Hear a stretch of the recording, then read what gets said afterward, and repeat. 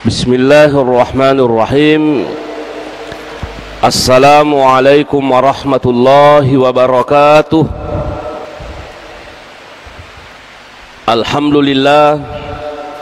Alhamdulillahilladzi biyadihil mulku wa huwa ala kulli syai'in qadir. Wa asyhadu an la ilaha illallah wa asyhadu anna sayyidana Muhammadan abduhu wa rasuluh. Amma ba'du, faqad qala Allah ta'ala fil Qur'anil azim. A'udzu billahi minasy syaithanir rajim. Bismillahirrahmanirrahim. Inna a'tainakal kautsar fasholli li rabbika wanhar inna syani'aka huwal abtar. Wa qala aidan wa zakkir fa inna dzikra tanfa'ul mu'minin. Shadaqallahul aliyyul azim. Ma'asyiral muslimin wal muslimat, jamaah subuh yang kami muliakan, tanpa terasa hari raya Idul Adha semakin mendekat. Tentunya telah kita paham bersama bahwa amalan yang terbaik kita lakukan pada hari raya Idul Adha yaitu berkurban. Nah, oleh karena itu pada subuh hari ini hadis-hadis yang kita ingin bahas tentang persoalan masalah kurban. Hadis yang pertama, an Anasin qala, dari Anas dia berkata, anna nabiyya sallallahu alaihi wasallam dhahha bi kabashaini amlahaini aqranaini zabahahuma bi yadihi wa samma wa kabbara. Rawahul Bukhari wa Muslim. Di dalam hadis ini diriwayatkan bahwa sesungguhnya Nabi Muhammad sallallahu alaihi wasallam pernah berkurban. Hewan yang dipakai berkurban Rasulullah adalah domba, dua domba yang disembelih Nabi, amlahaini, keduanya berwarna putih. Amlahaini itu ada dua penafsirannya, ada dua artinya. Ada yang mengatakan putih polos, ada juga yang mengatakan putih yang bercampur hitam. Kalau tidak salah dalam bahasa Bugis sama makbalu ini. Nah itu bertanduk, Nabi sendiri yang memotong hewan kurbannya. Wasamma, kemudian dia membaca bismillah, kemudian membaca Allahu Akbar ketika dia memotong. Nah, hadirin yang kami muliakan, di dalam hadis ini banyak pelajaran yang kita ambil sebagai umatnya Nabi Muhammad. Pelajaran yang pertama bahwa kurban itu disyariatkan dalam ajaran agama Islam. Kenapa Nabi Muhammad sallallahu alaihi wasallam berkurban? Karena dia mendapatkan perintah dari Allah Subhanahu wa taala. Fasholli li rabbika wanhar. Salatlah karena Tuhanmu dan berkurbanlah karena Tuhanmu. Makanya Rasulullah sallallahu alaihi wasallam berkurban karena ada perintah. Karena ada ayatnya dan ada hadisnya yang menunjukkan bahwa Nabi Muhammad sallallahu alaihi wasallam berkurban, maka sepakatlah para ulama bahwa kurban itu hukumnya disyariatkan atau diperintahkan dalam ajaran agama Islam. Persoalan sekarang, bagaimana hukumnya berkurban? Ada sebagian ulama yang mengatakan hukumnya wajib, tapi mayoritas ulama itu berpendapat bahwa kurban itu hukumnya sunnat muakkad bagi orang yang mampu. Apa artinya sunnat muakkad? Artinya orang yang mempunyai kemampuan untuk berkurban dan tidak berkurban, maka itu makruh hukumnya. Artinya detonatu madosa, tapi Anda termasuk orang tercela dalam pandangan agama.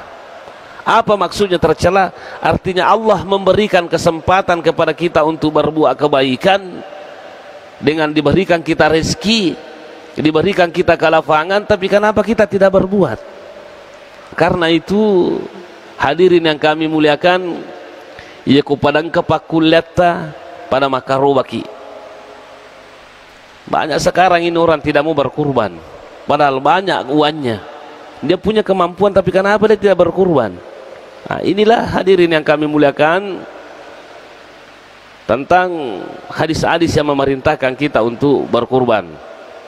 Tentang hukum berkurban ini kan banyak sekali persoalannya. Siapa yang dimaksud dengan orang yang mampu? Ada ulama yang berpendapat bahwa yang dimaksud dengan mampu adalah ya kong karena terlihat saping, ya kong karena terlihat bembe, itu Anda sudah mampu. Jangan lagi dikait-kaitkan dengan yang lain.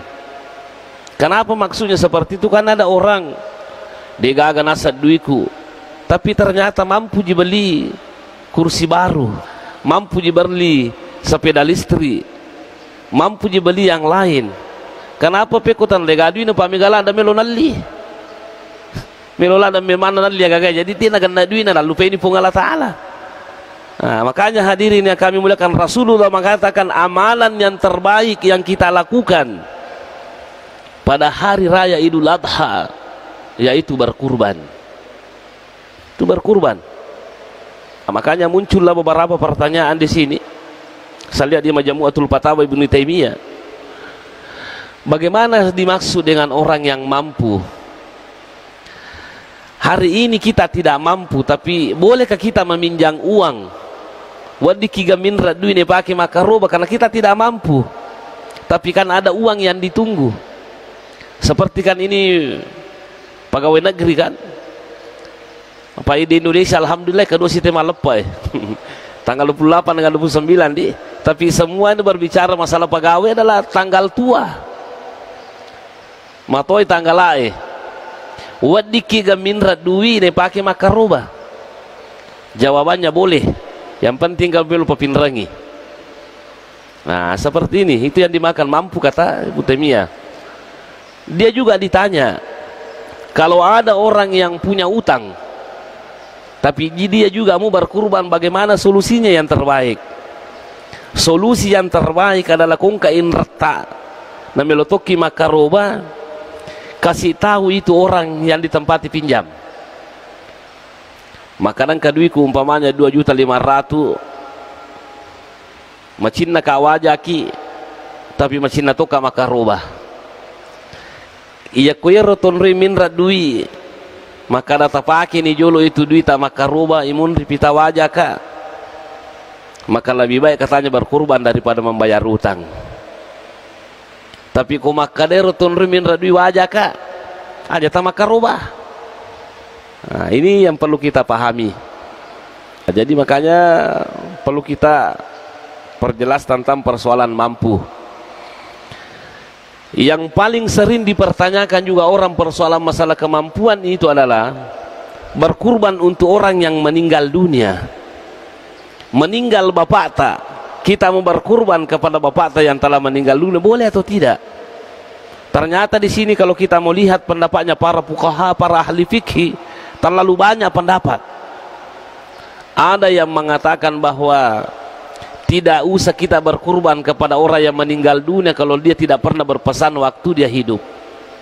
Ya minasana ya karobang, ya kupura makana watuna tuo, baja sangat dia nak mati ka, kung kadale mu karobaka, baru kita berkurban untuk itu orang meninggal. Tapi kalau dia tidak pernah berpesan, tidak usah katanya berkurban. Nah, itu satu pendapat.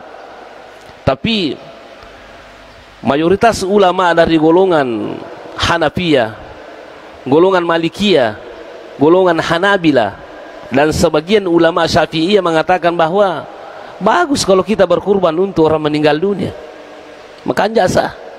Jadi makanya fatwanya ulama Mesir itu bagus wedding ya kerubat tau mateta. Makanya inilah yang saya pakai fatwa ini. Kalau ada orang yang bertanya sama saya, boleh nggak berkurban untuk orang meninggal dunia? Ini fatwa yang saya pakai, mengikuti mayoritas ulama bahwa dia kerubat tomatewe. Biasanya yang diperdebatkan itu Pak, juga para ulama itu mana yang dimasukkan namanya. asan naga tomatewi pertama atas asan na tutuwi pertama napinya kengapalan untuk tomatewi. Nah, kalau namanya orang yang meninggal dunia yang kita kasih masuk, ada ulama yang mengatakan tidak usah namanya kita masuk. Karena kenapa alasannya? Itu Nabi Muhammad punya paman namanya Hamzah, istrinya namanya Khadijah. Dia tidak pernah berkurban untuk istrinya yang telah meninggal dunia secara mustaqillah. Nah, ia mohon rekwasan atau tuwi pertama napinya kengapalan maka itu katanya dibolehkan. Tapi ala kulli hal kalau saya bupa melihat ini akar rubah bawan nih namosan atau mati di mato. Ibnu Taimiyah sendiri kan dalam Majmu' Fatawa mengatakan wa tajusul hiyatu anil mayyiti kama yajusul hajju was sadaqatu anhu. Wading ya karubat tau mateta pada toha wadin lay sumbangan pada toha wadin lay hajian. Artinya kalau kita bisa menghajikan orang meninggal dunia, bisa kita menyumbang untuk orang meninggal dunia, kenapa tidak bisa berkurban? Jadi kesimpulannya bagi saya, boleh kita berkurban untuk orang meninggal dunia. Namanya kalau langsung dikasih masuk atau nama tak orang hidup kita masuk, baru diniatkan pahalanya kepada orang meninggal dunia. Nah itu pendapat yang saya pilih. Nah, hadirin yang kami muliakan, selanjutnya bahwa binatang kurban yang kita mau pakai berkurban itu tidak sembarang hewan itu. Ada beberapa yang hadis itu yang membahas tentang persoalan ini, baik dari segi umurnya, dari segi hewannya, kemudian dari cacatnya. Nah, yang pertama hadirin yang kami muliakan, persoalan masalah apa namanya ini? Masalah syaratnya adalah masalah hewannya yang mau dijadikan kurban. Allah Subhanahu wa taala berfirman, liyazkuru smallahi ala ma razaqahum min bahimatil an'am. Artinya narekonaleki dalle pong Allah taala untuk makaruba. Makanya hewan yang kita mau pakai berkurban itu adalah hewan al-an'am, binatang al-an'am. Para ahli tafsir mengatakan bahwa yang dimaksud dengan al-an'am unta, sapi, kambing dan domba. Itu saya lihat dalam Al-Fiqhul Islami wa Adillatuhu yang ditulis oleh Profesor Wahbah Suhaili, dia juga memasukkan kerbau, nah, termasuk binatang al-an'am. Jadi buat dingin pakai makaruba. Kalau jumhur mufassirin, jumhur ulama, itu adalah unta, sapi, domba, kambing, termasuk dengan kerbau. Bagaimana dengan ayam? Ada kan istilahnya orang Bugis mengatakan dena wadi dena pak darat kosol lepergi. Nah, jadi manuk meninagere. Sebenarnya ada memang ulama yang membolehkan itu berkurban pakai ayam. Ada memang. Itu kan Bilal mengatakan la ubali indahaitu bilaikin. Ada ya ujang pangi namu manu pakai itu makaruba. Bilal ini yang mengatakan. Makanya Daud Az-Zahiri mengatakan, atau ada segolongan ulama mengatakan bahwa boleh jadi dipakai berkurban itu ayam. Akan tetapi hadirin yang kami muliakan, mayoritas ulama mengatakan bahwa tidak sah pakai ayam. Artinya ya kung kamu pakulet ta makaroba aja na tasapa nu makaleleng, aja na manu ta pakai makaroba, bembe ga sapi ga. Nah itu. Kemudian selanjutnya persoalan masalah unta. Kan unta kan tidak ada di Indonesia. Tapi saya tidak tahu, mudah-mudahan nanti ada unta di Indonesia tuh. Karena kan kurma sekarang kan sudah bisa dikembangkan di Indonesia. Berarti nanti insya Allah mungkin tahun-tahun ke depan kita tidak tahu karena kecanggihan apa namanya sekarang ini alat. Mungkin saja nanti unta juga bisa hidup di Indonesia. Banyak juga yang bermasalah itu yang pergi ke tanah suci. Ai deta anak semelo makaruba ke Mekah. Hukum Indonesia melo makaruba. Nah, makanya muncullah banyak pendapat ulama. Ada ulama mengatakan Lebih baik katanya di Makkah Anda berkurban, karena kenapa? Satu kali di seumur hidup ki pergi ke Makkah, masa tidak mau ki berkurban di Makkah? Kamakwiro. Oh kuni Makkah roba pak, belum tentu tahun berikutnya kita masih hidup lalu tidak takaroba.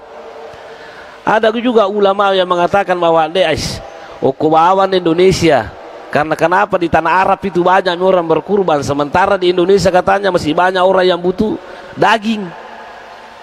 Iya kok ya Bu Pak, saya sendiri ya kumana samui makada latu ya rokarubai okko na Makkah yami ko si selle mi kala siangi ko tu makaroba ko Makkah pajebawan ko Makkah kubawan namanya ko si selle mi kala siangi ko Makkah desa kana latu mo ga jadi ga ragu-ragu kedi na latu pa si selle mi kala siangi ai kubawan Indonesia daripada itu na latu si selle mi pakala siang ai lebih baik di Indonesia.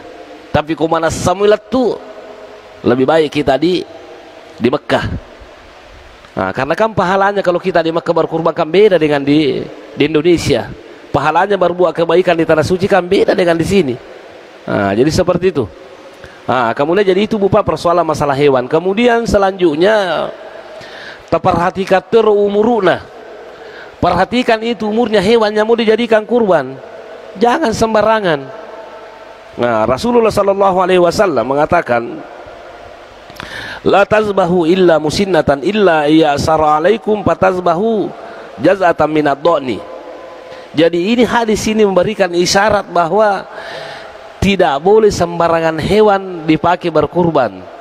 Dena wadi ku biculadai, harus itu cukup umurnya. Makanya para ulama kita mengatakan bahwa kalau sapi itu umurnya 2 tahun masuk 3 tahun, sapi umurnya 2 tahun masuk 3 tahun. Kalau kambing umurnya 1 tahun masuk 2 tahun. Kalau domba umurnya 6 bulan. Kalau unta umurnya 5 tahun. Pada-padamui sapi birangnya siba sapi laye. Pada-padamui bembek birangnya siba bembek laye umuruna. Nah, ada yang bertanya, boleh nggak berkurban orang pakai sapi betina? Jawabannya boleh. Apa namo bira sapi to? Coba nih tanah sapi. Namo bira bembek to. Cuma memang ada ulama yang berpendapat bahwa lebih afdal itu jantan daripada betina. Jadi makanya yang terbaik loki maku tanangi berapa umurnya ini kambing ini. Nah, kalau kita tidak tahu. Nah, ada lagi yang mengatakan bahwa Ustaz, bagaimana kalau penjual ini berbohong? Itanai makadaganna ni gomurun na makadaganna. Asamuga karubata, asa pa ididetis sangiero totumangi lusana pa bulu pa pabalyangi. Kecuali sama turuk ya kadai taruhnya detonis sangita ai. Itu tidak sah. Kemudian yang selanjutnya yang perlu kita perhatikan itu tentang persoalan masalah cacatnya hewan. Cacatnya hewan yang mau dijadikan kurban itu ada 4 kata Rasulullah sallallahu alaihi wasallam yang tidak boleh. Nah, yang pertama, maka Nabi ta'arba'atul la tujzi fi adahi al-ura'ul bayyin wa waruha. Ada 4 hewan tidak bisa dijadikan hewan kurban. Kita perhatikan ini. Yang pertama, bermasalah matanya. Kaco imatanna, ciling imatanna, kara imatanna, buta imatanna, tidak boleh. Pekoni ko jilong imatanna. Kan tidak ada yang juling matanya, dia tonang kena runtuh jilong. Nah, yang jelasnya jangan cari yang bermasalah matanya. Cilingi, butai, tidak boleh. Tidak sah itu. Nah, kemudian selanjutnya yang kedua yang tidak boleh, wal maridul bayyinu maraduha. Kalau kambing itu sakit, tidak boleh dijadikan kurban. Malah alasannya tidak boleh. Tidak sah. Kemudian yang ketiga, wal arja'ul bayyinu arajuha, atau wal arja'ul bayyinu zal'uha, termasuk pincangi, kepangi. Nah, malah ada kepana dia nule jokai, itu tidak bisa dijadikan kurban. Kemudian selanjutnya wal ajfa'ul lati la tungki, terlalu kurus itu hewan, madokulat dai, tidak boleh dijadikan kurban. Nah, jadi inilah 4 yang kita perhatikan. Matanya kita perhatikan, kemudian penyakitnya yang kita perhatikan, yang ketiga yang kita perhatikan adalah masalah kakinya, detogan kepang. Kemudian yang keempat masalah postur tubuhnya, macam moga. Nah, jadi makanya ada yang bertanya mana yang paling bagus kita pakai berkurban. Yang paling bagus kita berkurban adalah yang gemuk. Yang kedua tidak ada cacatnya. Yang ketiga sempurna umurnya, bagus umurnya, ganda umuruna. Kemudian yang keempat itu tadi laye. Inilah yang perlu kita perhatikan. Ada lagi yang bertanya, hewan apa yang paling bagus dipakai berkurban? Sapi atau kambing? Nah, yang jelasnya ada beberapa pendapat ulama tentang ini. Angka makada saping nasaba masoli alina, angka tu makada bimbala atau bembe karena lebih makan janasang dagingnya. Kalau saya sendiri boleh berpendapat, ya komelo ki makaro bapak, lihat itu tempat ite ro kampungnya, karena kape ko yasang ite ko kampungnya ro kan banyak juga orang kalau dikasih daging kambing tidak mau menerima daging kambing. Ka lagi talah karena dia awan ribembe yang jadi munru bawa mi dagingnya, jadi komakir sapi makan jai pakai makaroba daripada bembe pami kata dia naman ribembe daripada munru bawa mi. Nah iya mi kupakan ribembe man ke kampung dia nanti sapi bembe sih. Nah seperti itu. Karena itu hadirin yang kami muliakan, hewan kurban itu perlu betul-betul kita perhatikan. Dan alhamdulillah saya kira dinas yang menangani masalah hewan terutama di Pinrangka mereka terjun langsung, karena saya dengar-dengar ini banyak katanya sapi yang sakit, banyak yang mati. Saya tidak tahu sakit apa namanya. Pernah yang saya dengar terakhir itu namanya PKM, penyakit mulut dengan kuku. Wallahu alam penyakit apa lagi yang muncul, banyak sapi katanya yang mati. Saya ingatkan ki baik-baik, itu nasa karubata nareko sapi malasa atau pakai karuba bisa saja mendatangkan dosa. Kenapa? Karena tapan rete anu agasan anu bahaya, jangan sampai penyakitnya itu sapi pindah kepada orang, nah, bisa mendatangkan dosa. Kemudian yang perlu kita juga perhatikan itu persoalan masalah memotong hewan. Nah, itu magere, siapa yang berkurban itu yang paling bagus untuk memotong hewannya.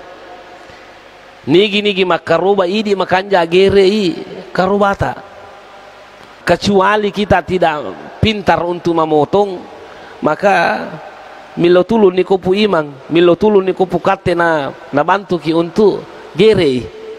Nah, jadi ya kole gere ya nutta bagus itu kita pergi lihat itu hewan tak dipotong. Laki-laki atau perempuan yang berkurban itu bagus kalau dia datang untuk menyaksikan hewannya dipotong. Karena di sini ada saya lihat di sini ketika siapa namanya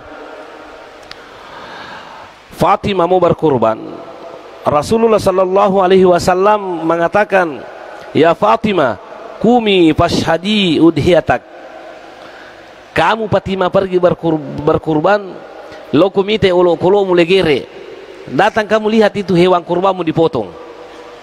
Nah, jadi makanya tubuh paku iritai ulo kolo tegere. Bagaimana kalau kita berkurban di Pinrang sementara orangnya di Makassar? Nah, bisa juga kan pakai video call bisa dilihat. Pitani kadang kanihe bembe tegere yang kali sapi tegere.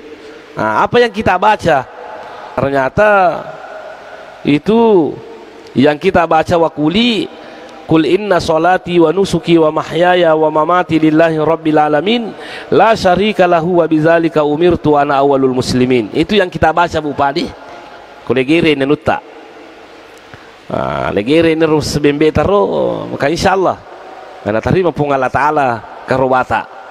Nah, kemudian selanjutnya masalah pembagian daging.